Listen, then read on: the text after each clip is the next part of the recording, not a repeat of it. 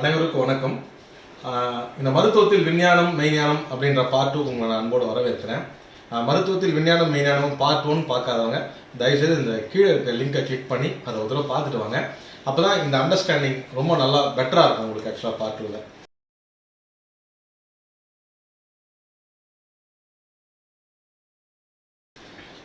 So part 1 முடிவில் நான் உங்ககிட்ட சொன்ன மாதிரி அலோபதி தான் ரொம்ப மாடர்ன் மெடிசன் தான் ப்ரிவைல் ஆகிற மாதிரி இருக்குது மற்ற மெடிசன் சிஸ்டத்தை விட அப்படின்ற மாதிரி சொன்னேன்.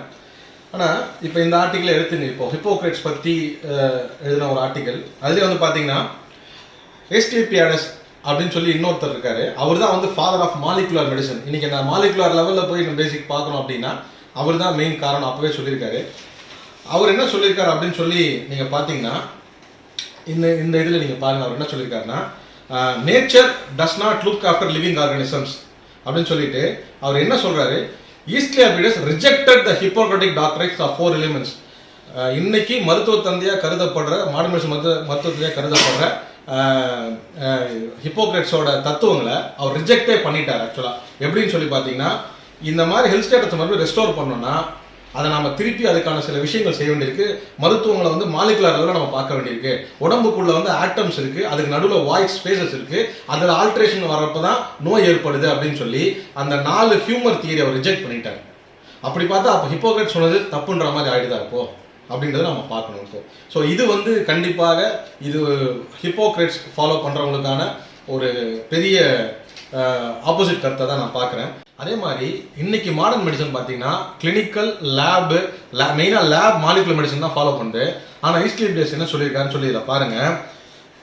த best way to understand nature was through our senses since we developed during from the evolution and we are adapted to live in this world. So நீங்கள் வந்து உங்களுடைய உள்ளுணர்வு சொல்கிறத நீங்கள் முக்கியமாக நம்புங்க, மோர் தென் மாலிகுலரை பார்க்குறதுல விடவே அப்படின்றத அவர் சொல்லியிருக்காரு. ஆக்சுவலாக இப்போ இதுவும் வந்து பார்த்தீங்கன்னா ஹிப்போக்ரட்ஸ்க்கு ஒரு ஆப்போசிட்டான கருத்தை தான் இருக்குது. அதுக்கப்புறம் இன்னொன்று அவர் சொல்லியிருக்காரு, இப்போ நம்ம நாட்டில் வந்து தத்துவ விஞ்ஞானிகள்லாம் எப்படிப்பா நீங்கள் வந்து மருத்துவம் பார்க்குறீங்க, சித்தர்கள்லாம் எப்படி மருத்துவம் பார்க்குறீங்கன்னு கேட்டிங்கன்னா இதில் என்ன போட்டுறாரு பாருங்க. Asclepiades father of molecular medicine first வந்து தத்துவமும் படிச்சிருக்காரு. ஆக்சுவலாக அவர் தத்துவம் படித்து எபிக்யூரஸ் என்றபடி ஒரு ஃபிலாசபரால் ரொம்ப இன்ஸ்பயர் ஆகி தான் மெடிசனில் நிறைய விஷயம் கண்டுபிடிச்சிருக்காரு. எபிக்யூரஸ் வந்து இந்த வானியல் பற்றி நிறைய சொல்லி ரிலேட் பண்ணுறப்போ, வாழ்க்கையை பற்றி சொல்லி ரிலேட் பண்ணுறப்போ இவர் மெடிசன் ரிலேட் பண்ணியிருக்காரு.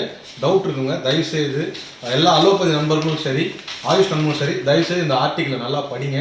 இதில் நிறைய விஷயம் போட்டிருக்கு. அதே மாதிரி அன்னைக்கு சொன்ன விஷயம் இன்னைக்கு நடக்குதா, மாலிகுலர் மெடிசன் ஆகட்டும் மாடர்ன் மெடிசனில் நடக்குதான்றதையும் நம்ம உறுதிப்படுத்தணும். என்ன போட்டிருக்கு பாருங்க. ஈஸ்டிலியாபிடஸ் வந்து பார்த்தீங்கன்னா அவர் தத்துவத்திலையும் பெரிய ஆளாக இருந்திருக்காரு, மருத்துவத்திலையும் பெரிய ஆளாக இருந்திருக்காரு. அப்போ நம்ம ஞானிகள் சித்தர்கள் பார்த்தீங்கன்னா மெயின் ஞானிகள் சொல்லணும். தன்னை அறிந்தவன் உலக அறிந்தவன் வாங்க, அண்டத்தில் உள்ளது பிண்டம்ன்ற மாதிரி தன்னுடைய பிண்டத்தை பற்றி தெரிஞ்சவங்களும் பிற பிண்டங்களை பற்றி உயிரை பற்றியும் தெரிஞ்சவங்க மருத்துவர்களாக இருந்துக்கலான்றதுக்கு இதுவே ஒரு மிகப்பெரிய எடுத்துக்காட்டை நான் பார்க்குறேன். ஸோ நம்ம சித்தர்கள் சொல்கிறது வந்து தவறு கிடையாது, நிச்சயமாக அது கரெக்டு தான்றதை நான் நம்புகிறேன். என்ன ஆராய்ச்சி மட்டும் செய்ய வேண்டிய நம்ம கடமை, அதை செஞ்சு தெரிஞ்சுக்கணும், தெளிவாகிக்கணும். அதுக்கப்புறம் பார்த்தீங்கன்னா இவர் என்ன சொல்லியிருக்காரு, the art consist of 3 things. இந்த மருத்துவம் வந்து 3 விஷயத்தை வந்து சொல்லுது. என்னன்னா the disease, the patient and the physician. நோய், அந்த நோயாளி, மருத்துவம் 3 சொல்றாரு. இதே தான் நம்ம வள்ளுவர் ரொம்ப அழகா சொல்லியிருப்பாரு. ஆக்சுவலா உற்றவன் தீர்ப்பான், மருந்து உழைச்செல்வான் என்று அப்பால் நாற்கூற்றே மருந்துட்டார். ஒரே வார்த்தையில் அப்பவே சொல்லிட்டாரு. என்னன்னு சொன்னாரு, அதாவது நோயாளி, மருத்துவன், மருந்து, இந்த மருந்து கொடுக்கும் அந்த நர்ஸோ அந்த கேர்டேக்கரோ, இந்த 4 பேரும் சேர்ந்தா இந்த மருத்துவத்தை வந்து சொல்லியிருக்காரு. அப்போ இது எவிடன்ஸ் பேஸ்டு நீங்க கேட்பீங்களா, எப்படி அவர் சொன்னார் மெய்ஞானி, அவர் எல்லாம் உணர்ந்து தான் கண்டிப்பாக சொல்லியிருக்கணும். அதனால இதுக்கு எவிடன்ஸ் பேஸ்ட் தேவையான்னு கேட்டால் என்னை பொறுத்தவரை எவிடன்ஸ் பேஸ்டே தேவையில்லை. ஏன்னா ஆல்ரெடி மாடர்ன் மெடிசனில் 3 சொல்லியிருக்காங்க, நம்ம ஞானிகள் 4 சேர்த்து எக்ஸ்ட்ரா சொல்லியிருக்காங்க. இன்னொரு பெக்யூலரான விஷயம் பாருங்க. ஈஸ்டிலியாபிடஸ் என்ன சொல்லியிருக்காருன்னா, a physician who respects his profession has a few patients because he attends them very closely. அதாவது தன் ப்ரொஃபஷனை யார் ரொம்ப அதிகமாக ரெஸ்பெக்ட் பண்ணுறானோ அவனுக்கு ரொம்ப சில பேஷண்ட் மட்டும்தான் இருப்பாங்க, அவங்கள மட்டும் தான் பார்க்க முடியும், டைம் இருக்குன்னு சொல்லியிருக்காரு. இன்னைக்கு எவ்வளோ தூரம் நடைமுறைகள் சாத்தியமாக இருக்குது மாடர்ன் மெடிசனில். அன்னைக்கு வந்து ஈஸ்டிலியாபிடஸ் சொன்ன மாதிரி அணு தத்துவம் இருக்கு இல்லைங்களா, உடம்புக்குள்ள இருக்க அந்த ஆட்டம் மாலிகுல்ஸ் இருக்குன்றது வந்து 15 நூற்றாண்டுலாம் நிராகரிக்கப்பட்டு அதுக்கப்புறம் டால்டன்றவர் தான் அந்த அட்டாமிக் பிசிக்ஸையும் பாடியை வந்து மாலிகுலர் லெவலில் வந்து கனெக்ட் பண்ணி இன்னைக்கு மாலிகுலர் மெடிசன் வந்து உண்மைன்னு சொல்லியிருக்காரு. அது மட்டும் இல்லை ஈஸ்ட்லி எப்படி சொன்ன மாதிரி இந்த தேங்குற தண்ணியில குட்டை தண்ணியை குடிச்சா நோய் வரும் அப்படின்னு சொல்லி சொன்னாரு. அப்ப யாரும் அதை நம்பல. ஆனா லூயிஸ் பாஸ்டர் பாத்தீங்கன்னா இந்த மைக்ரோ ஜெர்ம்ஸ் பத்தி படிச்சு அது உண்மைன்னு சொல்லி ப்ரூவ் பண்ணியிருக்காரு. அப்போ அன்னைக்கு அவர் சொன்னதெல்லாம் சயின்டிபிக் எவிடன்ஸ் பேஸ்டு இல்ல, ஆனா இன்னைக்கு அதெல்லாம் எவிடன்ஸ் பேஸ்டு கரெக்ட்னு சொல்லி ப்ரூவ் பண்ணியிருக்காங்க. அதே மாதிரி தானே நம்ம நாட்டில் இருக்க சித்தர்களும் ஞானிகளாகட்டும் மெய்ஞானாகட்டும் எல்லா நாட்டில் இருக்க மெய்ஞானாகட்டும் அன்னைக்கு அவங்களுக்கு எவிடன்ஸ் பேஸ்டு இல்லைனாலும் அவங்க சொன்னதெல்லாம் இன்னைக்கு உண்மையா இருக்காது, ஏன் இருக்கக்கூடாது, அதை நாம தானே ஸ்டடி பண்ணி அதை உண்மைன்னு சொல்லி உலகத்துக்கு ப்ரூவ் பண்ணோம். அதே மாதிரி ஈஸ்ட்லி என்ன சொல்லியிருக்காரு நல்லா பாருங்க. மென்டலி ஒரு மாதிரி டீரேஞ்சு பேஷண்ட்ஸ்லாம் பார்த்தீங்கன்னா music and labour therapy in addition to appropriate drugs கொடுக்கும்னு சொல்லியிருக்காரு. அன்னைக்கே அவர் இன்டெக்ரல் ஹெல்த் கேர் பற்றி அவர் பேசியிருக்காரு. ஸோ என்னைக்கோ இன்டெக்ரல் ஹெல்த் கேர் பற்றி பேசின ஃபர்ஸ்ட் ஆள் என்னை பொறுத்த வரைக்கும் ஈஸ்ட்லி எபிடியஸ் தான் அவன் பேசியிருக்காரு. வெறும் மருந்து மட்டும் கொடுக்காம அவனுக்கு மியூசிக் தெரப்பி, லேபர் தெரப்பி, எல்லா ஒரு எக்ஸசைஸ் தெரப்பி கொடுக்கணும்னு சொல்லி இன்டெக்ரலாக பேசியிருக்காரு. ஆக கன்வென்ஷனல் மெடிசனில் இன்னைக்கு எவ்வளோ தூரம் இதை நம்ம ஃபாலோ பண்ணுறோம், வெஸ்டர்ன் மெடிசனில் இன்னைக்கு எவ்வளோ தூரம் ஃபாலோ பண்ணுறோம் நம்ம சற்றே சிந்திச்சு பார்க்கணும். சரி, அதெல்லாம் அந்த காலம். இப்போ இந்த காலத்தில் என்ன அப்படின்னு சொல்லி கேட்டிங்கன்னா பாருங்க, எம்பிபிஎஸ் படித்த ஒரு டாக்டர் எம்ஆர் லீலாவதி எம்பிபிஎஸ் முடிச்சவங்க என்ன புக் எழுதியிருக்காங்க, இந்திய யோக ரகசியங்கள்னு சொல்லி ஒரு புத்தகத்தை எழுதியிருக்காங்க. அது அவங்க என்ன போட்டிருக்காங்க அப்படின்னு சொல்லி பார்த்தீங்கன்னா ப்ரிஃபேஸில் யோகாசனமாலும் தியான பயிற்சியாலும் மனதையும் உடலையும் ஒரு கட்டுப்பாட்டிற்குள் கொண்டு வந்து எண்ணற்ற நோய்களை குணப்படுத்த முடியும் என்பதை அனுபவபூர்வமாக உணர்ந்த நான் அப்படின்னு சொல்லி அவங்க சொல்லியிருக்காங்க. அதுக்கப்புறம் உடலும் அதன் உறுப்புகளும் சரியாக இயங்க வேண்டுமானால் மனமும் அதன் எண்ணங்களும் சீராக இருக்க வேண்டும்.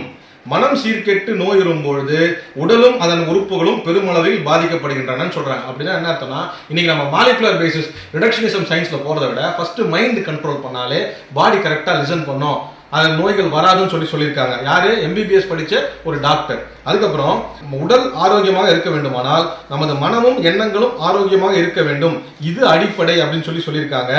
அதே மாதிரி ட்ரக்ஸால் ஏற்படக்கூடிய வெஸ்டர்ன் மெடிசனில் ட்ரக்ஸால் ஏற்படக்கூடிய சில அட்வர்ஸ் ரியாக்ஷன்ஸும் சைடு எஃபெக்ட்ஸ் பற்றி நிறைய சொல்லியிருக்காங்க. நோயற்ற நல்லுடல் பெற்று நல்வாழ்வு பெற யோகாசன பிராணாயாமங்கள் இருக்கும்போது ஏன் இந்த அவல நிலை அப்படின்னு சொல்லி கேள்வி கேட்குறாங்க. யோக பயிற்சியின் மூலம் வந்த நோயும் குணப்படுத்தலாம், அதே நேரம் நோயே வராலும் தடுத்து கொள்ளலாம். ஆகவே நோய்களுக்கான சிகிச்சை முறைகளில் மருந்துகளோடு யோக பயிற்சியும் ஒரு முக்கியமான பங்கு வகிக்கிறது அப்படின்னு சொல்லி போட்டிருக்காங்க. இவங்களும் இன்டெக்ரல் ஹெல்த் கேர் பற்றி பேசியிருக்காங்க, தெரிஞ்சுங்க. அதையும் மீறி உங்களுக்கு அப்புறம் இன்னொரு டவுட் இருக்கு அப்படின்னா acupuncture cure for common disease சொல்லிட்டு டெல்லி யூனிவர்சிட்டியில் எம்பிபிஎஸ் முடிச்ச ஒருத்தர், அதுக்கப்புறம் அக்யூபங்சர் படிச்சிருக்காரு.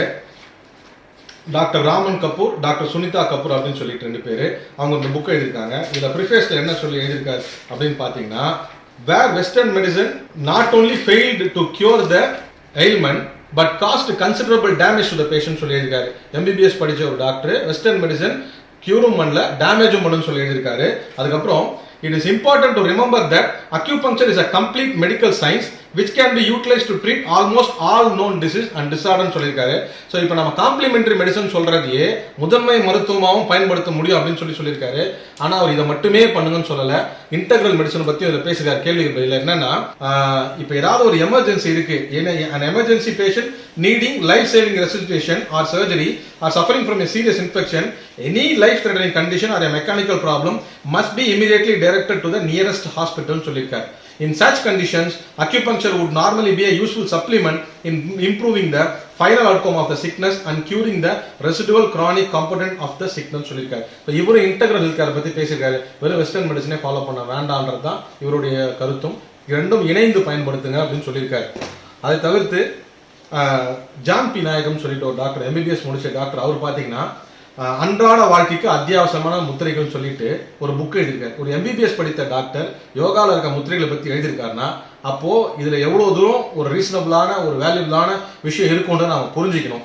இன்னைக்கு எம்பிபிஎஸ் டாக்டர் சொல்றாங்க அப்படின்னு ஒரு விஷயம் பார்க்கறத விட்டு அன்னைக்கு சித்தர் பாடல்கள் இருக்கு, முத்தோடங்கள்னா இந்த 3 தோஷங்களையும் நீக்கிற கரெக்டா வழி என்னன்னு சொல்லி, ஓதுகின்ற மலக்கட்டை ஒழிய வைத்தால் உடலில் உள்ள வாதையெல்லாம் ஒடுங்கி போகும், தாதற்ற சிறுநீரை தெளிய வைத்தால் சடத்தில் உள்ள வேகம் எல்லாம் தணிந்து போகும், கோதுற்ற உமிழ்நீரை முறிய வைத்தால் கூட்டில் உள்ள பகையெல்லாம் குலைந்து போகும், கோதடர்ந்த இவை 3ம் கலங்கமற்றால் கொல்ல வந்த காலனி வெல்லலாமே. அதாவது வந்து பாத்தீங்கன்னா மலம் கட்டாம ஒழுங்கா போகணும், சிறுநீர் கரெக்டா தெளிவா போகணும், இதனால வந்து சப்த தாதுக்கள் எல்லாமே கரெக்டா இருக்கும் உடம்புல.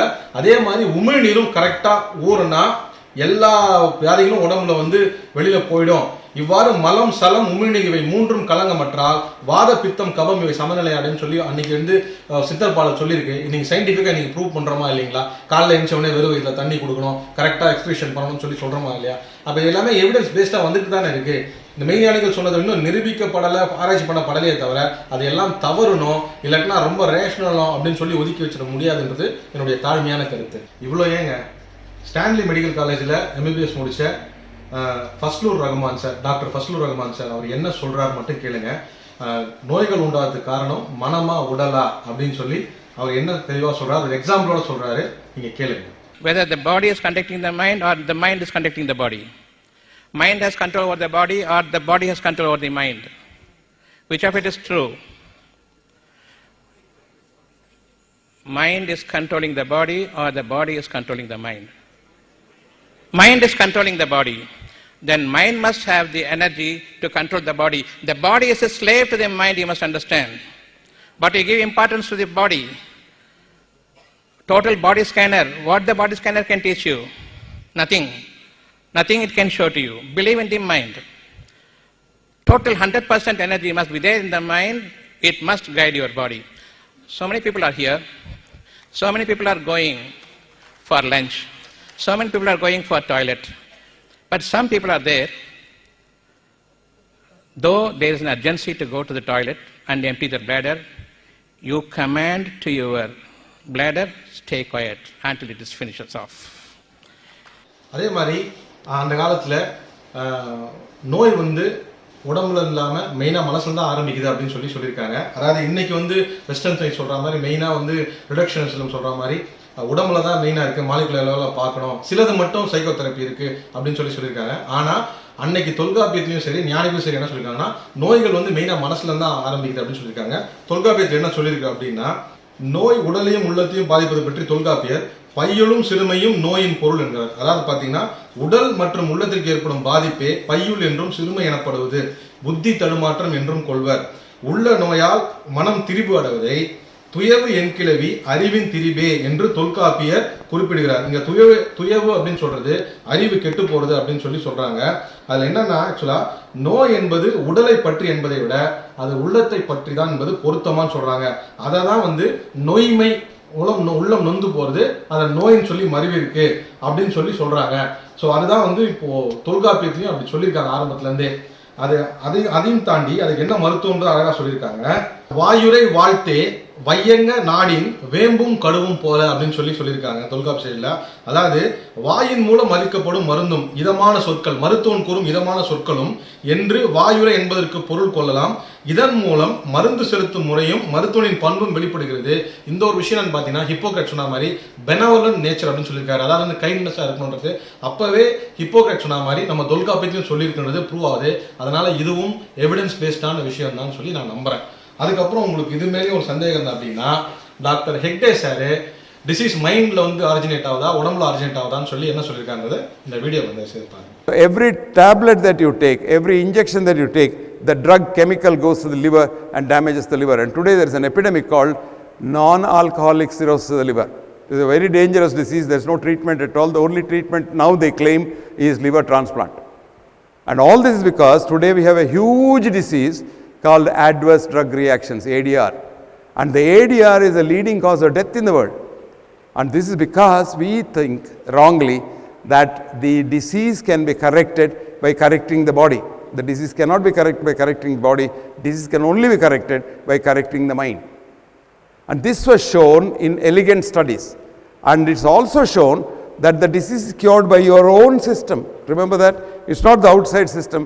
Your own system cures the disease. So நம்ம பார்ட் 1 வீடியோவில் பார்த்தீங்கன்னா வெஸ்டர்ன் மெடிசன் தான் ரொம்ப ப்ரிவேல் ஆகி அப்பர் ஹேண்ட் அந்த மாதிரி இருந்தது. ஆனால் இப்போ பார்த்தீங்கன்னா இந்த எவிடன்ஸ்லாம் பார்த்ததுக்கப்புறம் வெஸ்டர்ன் மெடிசன் படித்தவங்களே நம்ம மெய்ஞானம் சொல்கிற விஷயங்களையும் ஆயுஷ் மருத்துவத்தையும் கரெக்டு விஞ்ஞான பூர்வம் தான் அப்படின்ற மாதிரி சொல்கிறாங்க. இதுவும் உங்களுக்கு அவ்வளோ சஃபிஷியண்ட்டாக இல்லை அப்படின்னா மெடிக்கல் டெக்னாலஜியில் ரொம்ப ஃபேமஸாக இருக்க ஒருத்தர் அவர் ஒரு சாப்டர் எழுதியிருக்காரு, Siddha the first systems of biology அப்படின்னு சொல்லிட்டு எழுதியிருக்காரு. யாருன்னு பார்த்தீங்கன்னா V.A. சிவ ஐயாதுரை. இவர் தான் இமெயில் கண்டுபிடித்த ஒரு இந்தியர் தமிழர். இவர் வந்து பார்த்தீங்கன்னா யூஎஸ்ல டென்டிஸ்ட்ரி அண்ட் மெடிக்கல் யூனிவர்சிட்டியில் ரிசர்ச் ஸ்காலராக இருக்காரு. அவர் இந்த சிஸ்டம்ஸ் ஆஃப் பயாலஜி பற்றி அழகாக எழுதியிருக்காரு. இதில் என்ன அவர் குறிப்பிடுறாரு அப்படின்னு சொல்லி பார்த்தீங்கன்னா, அதாவது நம்மளுடைய லைஃப்பில் வந்து பார்த்தீங்கன்னா நிறைய விஷயம் நம்மளால் வந்து ஒரு லெவலுக்கு மேலே பார்க்க முடியாது. உதாரணத்துக்கு பார்த்தீங்கன்னா லைட்டோட ஸ்பெக்ட்ரமோ சவுண்டோட ஸ்பெக்ட்ரமோ கம்ப்ளீட்டாக நம்மளால் பார்க்க முடியாது. ஆனால் சில விலங்குகளால் பறவையால் அந்த இன்ஃப்ராரெட்டை வந்து பார்க்க முடியும். அதுக்காக அது இல்லைன்னு சொல்லிட முடியுமா? நாய்களால் சில ஒலிகளை கேட்க முடியும், நம்மளால கேட்க முடியாத ஒலிகளை, அதுக்காக அந்த ஒலிகள் இல்லைன்னு சொல்ல முடியுமா? அதுபோல தான் இந்த சூட்சும உடலையும் நம்மளுடைய அந்த ஒரு ஸ்தூல சரித்திரத்தை தாண்டி பார்க்கக்கூடிய சக்தி வந்து சித்தா மருத்துவத்தில் இருக்கு. அதனால அதெல்லாம் கண்டிப்பாக நிரூபிக்கப்பட வேண்டிய ஒரு விஷயம் தான் சொல்லி சப்போர்ட் பண்றாரு. நம்ம முன்னோர்கள்லாம் பார்த்தீங்கன்னா அந்த காலத்துல இந்த மாதிரி இன்டர்நெட் வரப்போதணும் இல்லைன்னா ஒரு டிவி வரப்போதும் நினைச்சு பார்த்துருப்பாங்களா? ஆனால் அதெல்லாம் அப்பவே தான் இருந்திருக்கு இல்லையா? காற்றுல எல்லா ஒலி அலைகளும் ஒளி கற்றைகளும் எல்லாமே இருந்திருக்கு இல்லையா? அதை கண்டுபிடிக்க தானே அதை வந்து உண்மை ஒத்துக்கிறோம். அது போல தான் இந்த சித்தா சிஸ்டம் ஆஃப் மெடிசன் சொல்லி அவர் இந்த ஆர்டிக்கலை சொல்லியிருக்காரு. அதே மாதிரி சிவா யாதுரை சார் வந்து பார்த்தீங்கன்னா இன்னொரு ஆர்டிகல் எழுதியிருக்காரு. The control systems engineering foundation of traditional Indian medicine the Rosetta stone for Siddha and Ayurveda அப்படின்னு சொல்லிட்டு அதில் வந்து பார்த்தீங்கன்னா the system biology of Siddha and ஆயுர்வேதான்னு சொல்லி அழகாக எக்ஸ்பிளைன் பண்ணியிருக்காரு அந்த 8 கோட்பாடுகளையும். அதை தவிர்த்து இன்ஜினியரிங் டெக்ஸ்டில் இருக்க ஓப்பன் லூப் கான்செப்டையும் சித்தா ஆயுர்வேதாவில் இருக்க ஓப்பன் லூப் கான்செப்டையும் கம்பேர் பண்ணி அதுக்கப்புறம் அதில் இருக்க நெகட்டிவ் ஃபீட்பேக் மெக்கானிசம் மாதிரி க்ளோஸ் சர்க்கியூட்ல வந்து இப்போ ஒரு தெர்மோஸ்டாட், ஒரு ஹீட்டர்ல தெர்மோஸ்டாட் வச்சா எப்படி வந்து ஒர்க் ஆகுதுன்றத அழகா சித்தா ஆயுர்வேதா மெடிசன்ஸோட கம்பேர் பண்ணி கண்டிப்பாக மாலிகுலர் ரிடக்ஷனிசம் சொல்லக்கூடிய இந்த அணு molecule level medicine, molecular medicine வந்து நம்ம வந்து அதுல இருந்து வெளியில வரணும். வந்து ட்ரெடிஷ்னலா ஹோலிஸ்டிக்கா ஒரு பர்சன் வந்து நாம வந்து தனித்தனியா ஒருத்தரை பார்க்கணும். எல்லாருக்கும் ஒரே மாதிரியான உடை சூட் ஆகாது. ஒவ்வொரு பேஷண்ட்டுக்கும் ஒரு விதமான ட்ரீட்மெண்ட் கொடுக்கணும். மேஜிக் புல்லட்ஸ் இந்த பில்லு கொடுத்தா சரியாயின்ற மாதிரிலாம் வச்சுக்க கூடாது. மருத்துவ முறை ஒவ்வொருத்தருக்கும் மாறுபடும், மருந்துகள் மாறுபடும், தீர்வுகள் மாறுபடும் அப்படின்ற அப்ரோச்ல போகணும்னு சொல்லி மிக அழகா தெளிவாக எழுதியிருக்காரு. நீங்க தயவு செய்து எல்லாருமே இந்த ஆர்டிகல் எடுத்து படிக்கணும்னு நான் ரொம்ப தாழ்மையா அன்பா கேட்டுக்கிறேன். Complete denigration of science, the complete corruption of science, which leads to lies, which leads to fake histories and fake science. And then because of that, you create fake problems and fake solutions. We have 700,000 people die of heart disease. Number 1 cause of death. Number 2 is cancer. Well, you know what number 3 is? Number 3 cause of heart disease, okay? Number 3 cause of heart disease, I got to start this up again, is number 3 cause is cancer. Number 3 cause is medical errors. Medical errors. Number 4th is pharmaceutical drug errors, okay? Pharmaceutical drugs, prescription drugs. 1.9 million people get hospitalized due to prescription drugs in the United States. I don't see anything being called for that. 30% obesity in this country. 54% of the kids have autoimmune disorders. So do you understand how vile this is, what's going on? Why don't we shut down the entire economy for the fact that people are getting heart disease? And maybe we should. So இப்போது Siva யாதுரை sir என்ன சொல்லியிருக்காரு அப்படின்னா, இன்றைக்கி இருக்க reductionism molecular பயாலஜியாக பார்க்காம உடம்பை as a ஹோலாக பார்க்கணும். நாம் வெறும் ஒரு இடத்தை மட்டும் கான்சன்ட்ரேட் பண்ணாமல் ஒட்டுமொத்த பாடி, அதுக்கப்புறம் மனம், அதை கண்ட்ரோல் பண்ணுற மனம், இது எல்லாத்தையும் ஒருங்கிணைத்து சித்தா ஆயுர்வேதாவில் பார்க்குற மாதிரி ஹியூமன் பயாலஜி, ஹியூமன் மாடலை வந்து நம்ம வந்து ரெடி பண்ணி அதன் பிறகு நம்ம நிறைய சயின்ஸ் ஸ்டடீஸ் பண்ணோன்ற மாதிரி சொல்கிறாரு. ஸோ இது வந்து நிச்சயமாக நம்ம நாட்டு சித்தா ஆயுர்வேதா மருத்துவ முறைகளுக்கு கிடைத்த ஒரு மிகப்பெரிய வெற்றியாக பார்க்குறோம். இந்த ஆர்டிகல்ஸ் எழுதின சிவா யாதுரை சாருக்கு ஒவ்வொரு தமிழனும் ஒவ்வொரு இந்தியன் சார்பாக நன்றிகளையும் வணக்கத்தையும் தெரிவிச்சுக்கிறேன். நம்ம எல்லாருமே அவருக்கு ரொம்ப கடமைப்பட்டிருக்கோம். இந்த ஆராய்ச்சி நிச்சயமாக வெற்றி அடையணும்னு சொல்லி நாங்கள் பிரார்த்திக்கிறோம், வாழ்த்துறோம் சார். அதுக்கப்புறம் பார்த்தீங்கன்னா இப்போது COVID-19 குணமான ஒரு பேஷண்ட் பெங்களூர், அதாவது கர்நாடகாவில் ஃபர்ஸ்ட் பேஷண்ட் ஒருத்தர் டயக்னோஸ் பண்ணாங்க.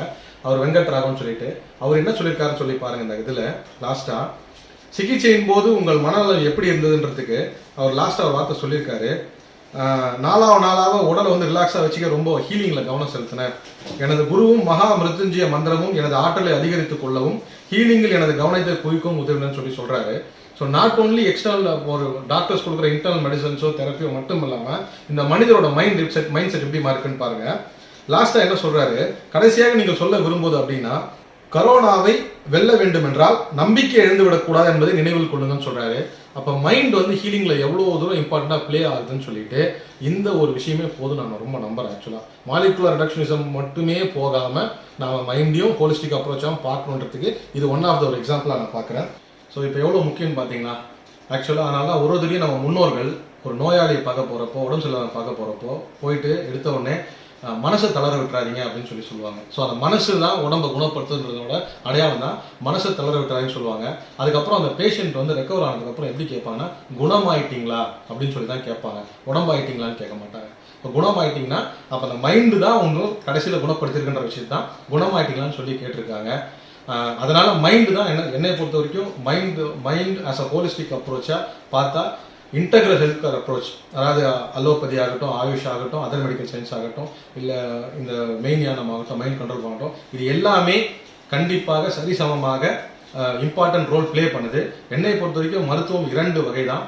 ஒன்று ஆராய்ச்சி செய்யப்பட்டது, இன்னொன்று ஆராய்ச்சி செய்யப்பட வேண்டியது, ஆராய்ச்சியாக காத்து கொண்டிருப்பது. இவ்வளவுதான். இது எது சிறந்ததோ அந்தந்த சிஸ்டம்ல எடுத்து இன்டெக்ரல் கேரா யூஸ் பண்ணும் அப்படின்றது தான் என்னுடைய ஆசை. என்னுடைய ஃபேவரட் மருத்துவம் அப்படின்னு சொல்லி நீங்கள் ஏதாவது கேள்வி கேட்டிங்கன்னா, எல்லாத்துலேருந்தும் பெஸ்ட் எடுத்துக்கணும். ஆனால் அதை விட சிறப்பாக நாம் முயற்சி செய்ய வேண்டியது, நம்ம எல்லாருமே முயற்சி செய்ய வேண்டியது என்னன்னு சொல்லி கேட்டிங்கன்னா, வள்ளுவர் சொன்ன மாதிரி மருந்தென வேண்டாவாம் யாக்கைக்கு அருந்தியது அற்றது போற்றி உணின். அதாவது தான் உண்ட உணவு செரித்த பின் உண்பவனுக்கு எந்த நேரத்திலையும் நோய் உண்டாகாதுன்னு சொல்லியிருக்காரு. அதனால நோய் உண்டாகாமல் இருக்கணுன்றது தான் அந்த மருத்துவம் தான் சிறந்த மருத்துவம்னு நினைக்கிறேன்.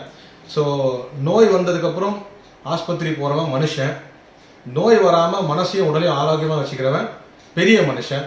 நாம் எல்லாருமே பெரிய மனுஷனாகனு சொல்லி முயற்சி பண்ணுவோம்.